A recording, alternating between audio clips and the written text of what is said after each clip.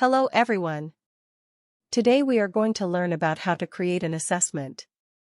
Assessments play a vital role in evaluating knowledge, identifying areas of improvement, and fostering growth and development.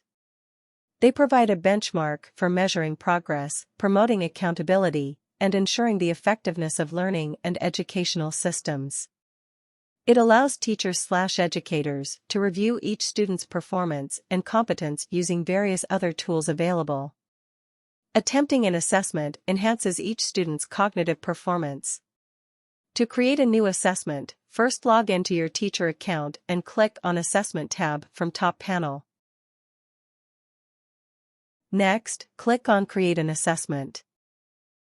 Fill in these details. Enter the assessment name. Select the subjects for the assessment. You can select multiple subjects. Units are the topics from the subjects you want to create in your assessment. You can select multiple units simultaneously. There is a Browse button to upload any assessment image down below. You can drag and drop the file or choose it from your computer and upload it. Once done, click on Create Assessment.